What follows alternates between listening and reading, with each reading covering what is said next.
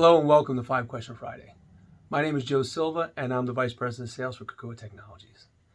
Kokua Technologies is a service company that happens to provide technology services. How do we do this?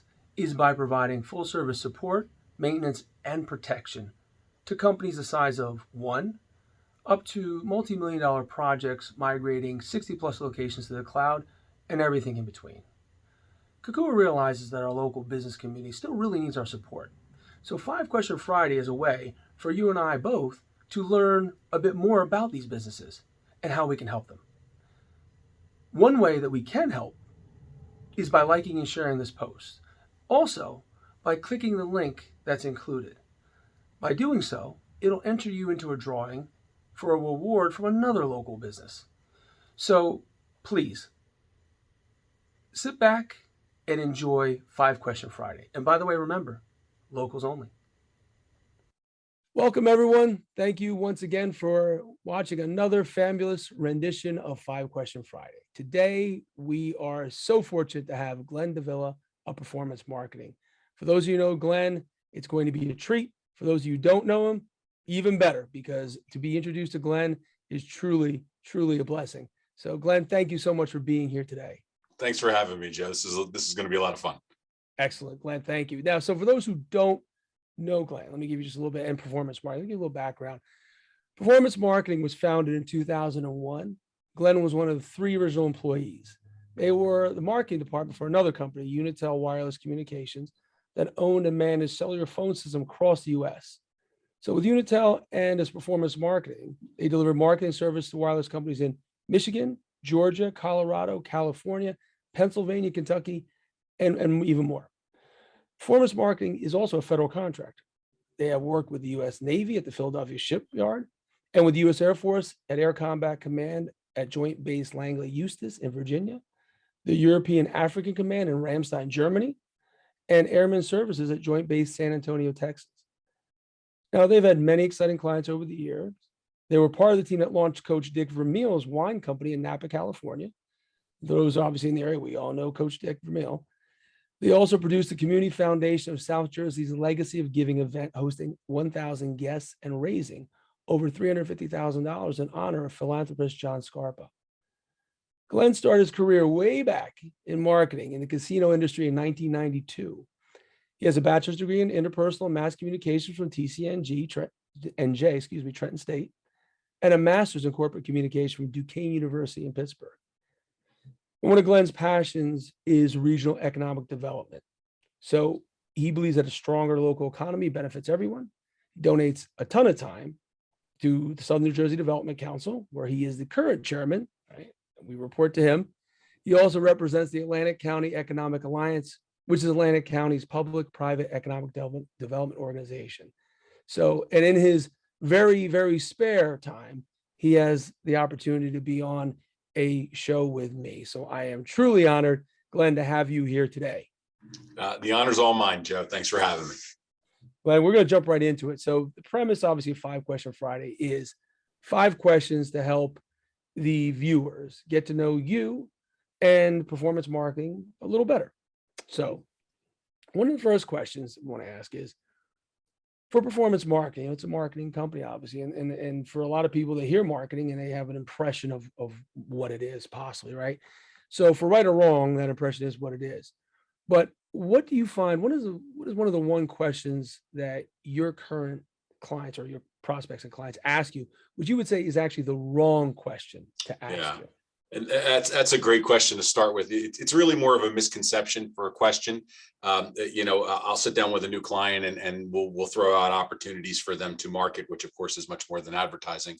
And they'll say, well, I don't want to do I don't want to do radio because I don't listen to the radio. I don't want to do newspaper because I don't read the newspaper. I don't want to go on Facebook because I don't go on Facebook. And right. So it won't work if we do these things. And really the reality is this isn't about us. This is about our targets. So the most important thing when it comes to marketing is starting from a place of strategy. It's just like if we were going to go on a road trip, Joe, and we get in the car and we start driving north on the turnpike. And then I turn to you about an hour later. I say, hey, by the way, where are we going? You say, we're going to Delaware. Well, wait a minute. We're heading in the wrong direction. We've got to turn around. We burned all this jet fuel going out of the way. We've got to turn around. We've got to burn all this jet fuel just to get back to start.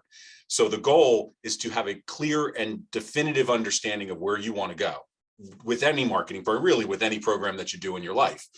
By starting with that clear vision, then you can start to build a path that makes the most sense to get you there, the most effective, efficient, and cost-effective way to get there.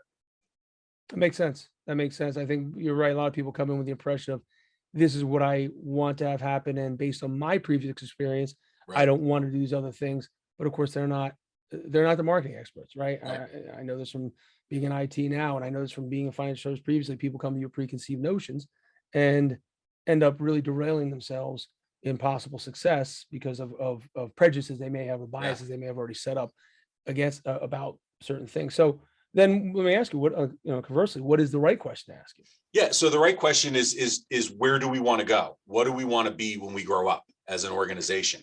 How long do we have to get there? What resources do we have to get there? You don't need to spend $1 million a year on a marketing program to be successful, as long as you have realistic expectations of what your program can do. And if you engage a lot of those mediums, Facebook, social media being the one that comes to mind immediately, where really your sweat equity can replace your investment, your cash investment. See, marketing, another big misconception is that marketing is an expense. Marketing is not an expense. Marketing is an investment.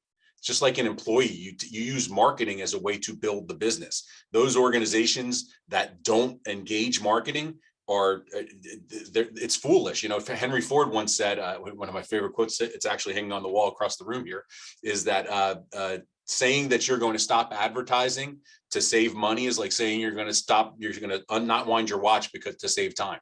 It just doesn't make any sense. Right. Marketing and advertising in general are very, very important, because otherwise, how are your targets going to know that you're out there and what you have to offer?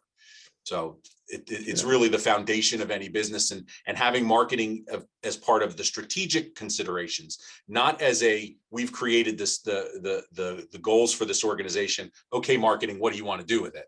It's having marketing at the table when you're making your strategic decisions. So that way they can have the most information, and both from a messaging and from an expense and investment standpoint, to be really ready to support the needs of the organization. That makes sense. That makes sense. For those, and that's bottom line quote I love is, if you're not visible, you're invisible, right? Yeah, I think that was absolutely. evident coming out of COVID, right? If you weren't doing those extra pieces that you may not have felt comfortable doing, the Zooms and being basically in many places possible virtually, you were viewed as non-existent. People didn't know you were alive. So yeah, absolutely. I agree with that 100%. And for those of you who didn't know, by Glenn's analogies of the turnpike driving and Henry Ford, Glenn's a car guy. just so you know, very much. It's true. I like to drive. That's right. And we do quite a bit of that, but we usually try to figure out where we're going before. Think about your nav system, right? You can't start driving and then put it in the nav system. You want to start with the navigation system before you get moving. You're right. In today's day and age, as we like to say, you're old when you start saying that saying, is that bottom line, you always have no excuse, right? I mean, in the old days, I remember having a suitcase, if you will, or briefcase full of maps. And I thought I was, because we had to get a place. You had all your maps, different counties, man, you were set. And so you might have had an excuse to say, well, I didn't know how to get there. I didn't have someone to ask directions, right? Everybody has navigation in their hand. Yeah. In the same way, we are more aware than we were in the past about what you need to do, marketing, et cetera. And it's accessible, right? We know we need to do it. There isn't a question as to that we should, but I think people, as you said, they get into this place of biases where they kind of want to pick and choose based on what they feel may or may not work, as opposed to leaning on the experts. That's correct. Going back in time, you hire experts to do jobs. So that's right. That's right. That's exactly right. If you're going to do that, invest in the best and go forward with it. That's right. Now, going back in time, we're just a little road trip there ourselves. If you could actually speak to your younger self right now on that turnpike there in the souped up car, not going too fast, obviously. Obviously going too fast. Obviously, if you could speak to your younger self, you're just starting out back in 92 or, when you were 2001, possibly, for performance marketing. Sure. What advice would you give to yourself at that point? Well, I would tell myself to listen to my mentors, Mhm. to spend more time with my mentors, to hear them, to ask them more questions. They knew the road that was ahead. They'd already blazed that trail. I personally know that I wouldn't, and I didn't listen to them nearly as much as I should have. And the things that I do remember, the lessons that I did learn, that I retained, are some of the dearest lessons that I've tried to pass on to the people that work with me now, because they just there's an understanding. You really don't have to learn every lesson, you have to reinvent the wheel for everything. Listen to your mentors, hear them, ask them questions, spend time with them, go to lunch with them every couple of months, twice a year.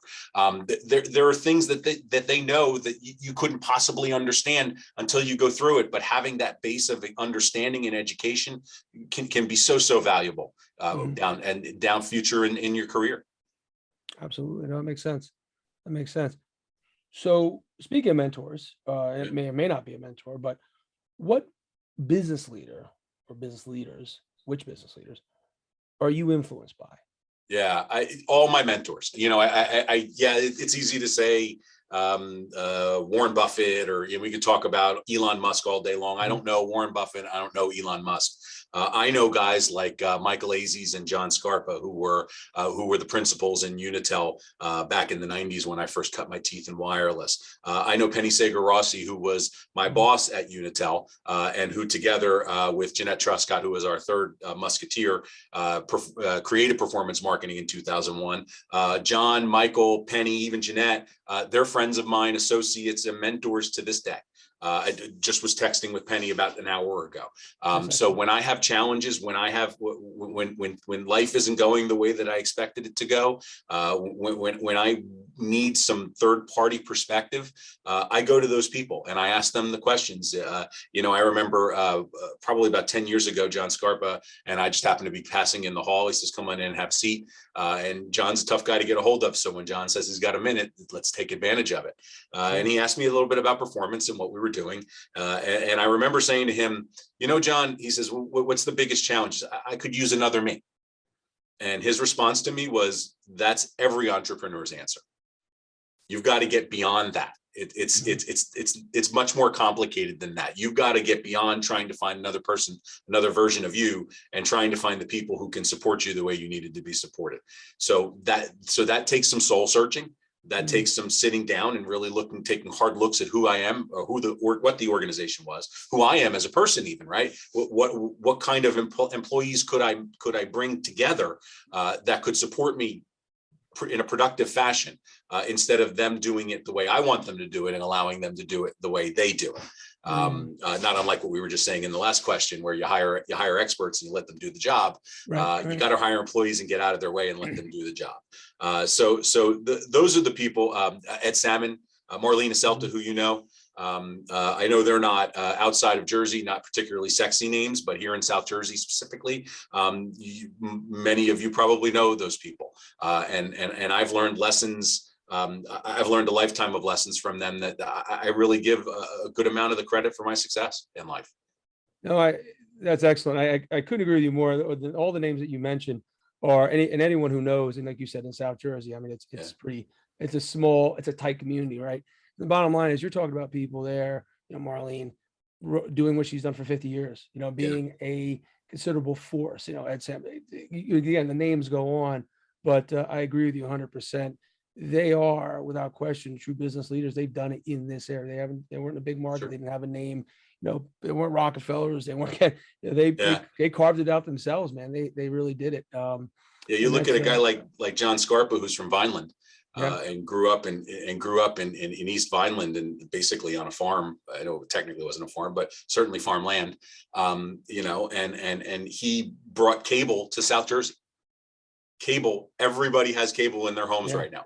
Well, actually, we're going the other way, but Right, still, right, but everybody, we're cutting the cords. But for a yeah, long time, everybody had cable in their homes. sure. John was out there, and I've heard him tell the story where people told him, "Why would anybody pay for television?" Yeah, In the '90s, when I joined Unitel, and wireless, which by the way was a blessing, a blessed way to kick off my career, to be part of of the wireless communications movement that really, I mean, we were the tip of the spear. I mean, in the mid 90s, who had a cell phone? Right. You know, cell phones were at that time, you had the big flip phone, which was about that big, right? It was about that thick. You may have had a little fancy StarTAC. This was before Nokia even became a thing with the interchangeable faces. Yeah. And I think I had the block. I had the block. bricks. Brick phone. Sure, I had one around here somewhere. As for nostalgia. That's right. And so when I got to see an industry that changed the world. The world, right? Sure. I mean, much of what we do now with the internet wouldn't be nearly as impactful as it is without wireless, right? And now we're into 5G. So, John Scarpa and Michael Aziz were pioneers there. I mean, at one point they owned the license for a cellular system in Las Vegas. I mean, these guys were serious players, and John came from nothing. John came from, a modest family. Maybe nothing's an overstatement, but certainly a modest family. He's a true self-made man. And it's knowing someone like that with that kind of credential and with that kind of experience and understanding that anything's possible. What could you do? What would you do if you knew you couldn't fail? And so those are the lessons that I learned from people like that. And I'm all the better for it. That's awesome. That is great. And one definitely piece to take away is as you mentioned, being, having my own business myself, being in those positions, we often get caught in that space of saying, I need another me, right? And that's the easy out. It's like how I'm busy. And then you kind of end the conversation like, all right, well, we get that. Go beyond that. And that was a great conversation that John had with you is, okay, you're right. You're an entrepreneur. Of course you're saying that. You should. If you're not, something's wrong. You're not doing it right. But what are you doing now? What action are you taking? With that knowledge, what are you doing? Right. So like you said, you hire the right people, you let them put the right people in their places, let them do business, let them conduct themselves and perform in the best ways that they could get the job done, not necessarily how you wanted them to do it. Right. Yep. That's huge, to get out of your own way. How to get out of your own way. No, absolutely. So with that, finding the right people, what tools, what other things are you using now in your work? You find that you're maybe underrated, maybe everyone knows about it, but do you find are indispensable for getting your job done? How do you, to operate with all the things you have going on? Sure. It goes back to when I was in grad school in Pittsburgh. I worked for a consulting firm, and this was in '95, and we were just coming out of DOS-based word processing. And moving into Windows. Windows had just started to happen. Right. And the owner of the consulting firm asked me to work with Catapult, which at the time was the training department for Microsoft. And Microsoft had training departments all over the country. And they came in and they gave us a full 8-hour day training on Microsoft Word. And most people don't even know, even to this day, that that there's that much to learn in Microsoft Word.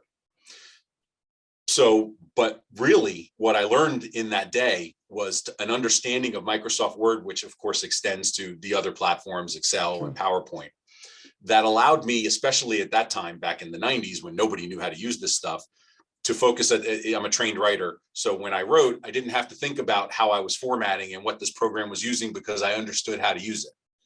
So, and by taking those principles in Word and expanding them to the use of Excel and PowerPoint, I still to this day get phone calls from friends all the time asking, hey, I want to do something in Word. How do I do this? Or I want to do something in Excel. What it allows me to do is it allows me to check out and to focus on the message without having to focus on how to use the platform.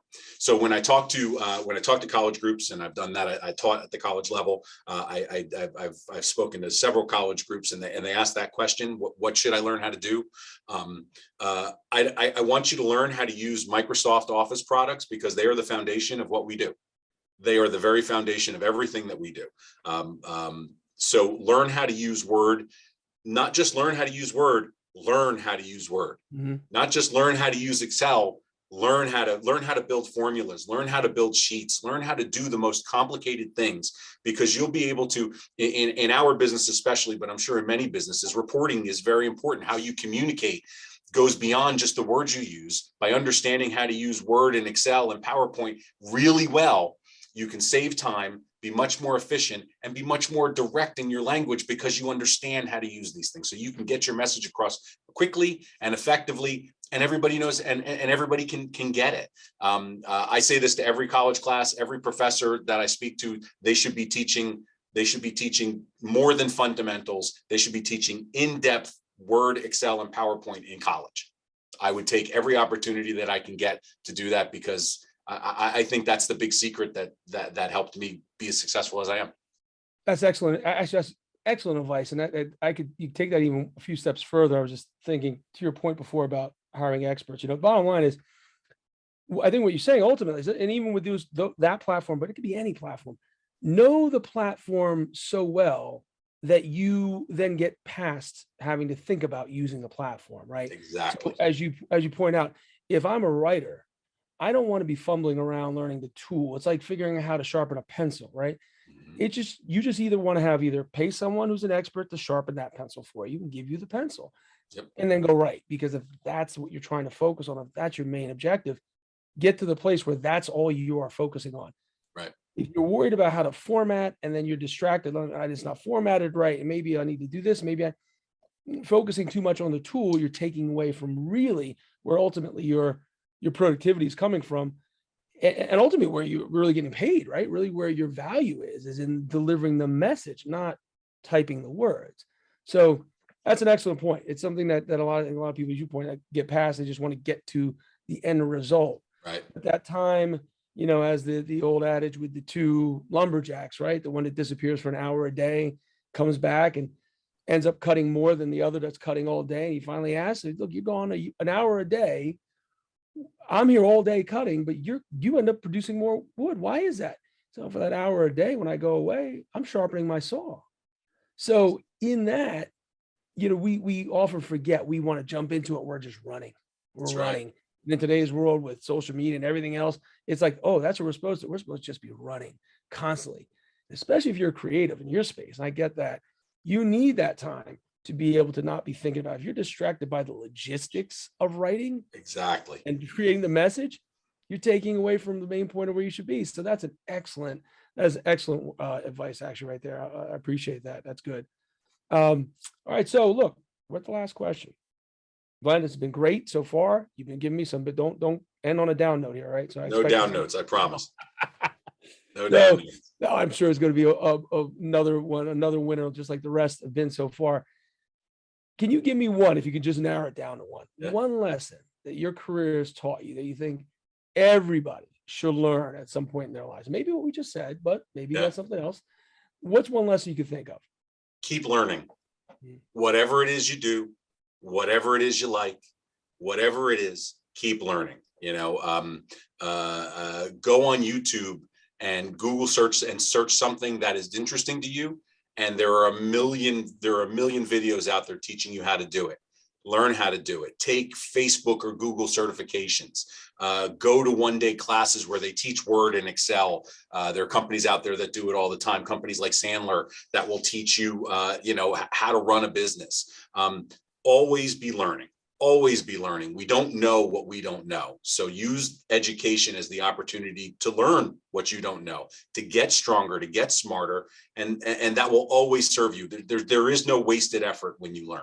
So just go out and learn more. Whatever it is that you want to learn, just learn more. I can't argue with that advice. That's excellent advice.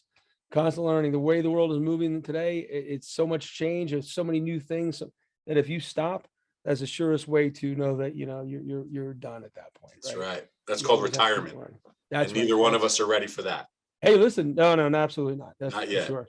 Not yet. They're trying to put me out to pasture, but it's not going to happen. Yeah, don't let the gray hair fool you. I got a long way to go. That's right. I just do it for looks. Actually, I painted it. Yeah, they get that spray, right? That's right. That's right. Glenn, listen, my friend, it is an absolute pleasure as always, man. I've known Glenn for many, many, many years, and it's just been a constant pleasure knowing him. He is a true inspiration, and just a great person to call a friend and be able to speak with. So, Glenn, I appreciate you running, being in charge of the Development Council. We have a long history of excellent leadership for chair, and you are definitely upholding that tradition. So, thank you for that. Thanks, Joe. Thank you for being on today. And by the way, please, for those watching, could you let everyone know where they can find you or performance marketing, want to reach Sure. out, have some questions, interested obviously in marketing, what are the best ways to get in touch with you that they can reach out? Best way to find performance marketing is at on the web at callpm.com. That's CALLPM as in performancemarketing.com. We're available from there to see samples of what we do, a full list of the solutions that we offer, and probably a million things beyond that. But that's the best way to find us. Awesome. Awesome. I'm sure there you go there. There's links to other stuff as well. Everything you Wherever you need. want to get them on the socials. So yeah, do yourselves a favor. If you're interested in getting a solid marketing strategy in place, someone local, Glenn's, like I said, Atlantic City is in the South Jersey area. Please do yourselves a favor. Reach out to Glenn and his team there. They're an excellent group. And once again, Glenn, thank you so much for being on today. We appreciate it. That's it for 5 Question Friday today. And everyone have a great day. Thank you so much for watching. Take care. Bye-bye.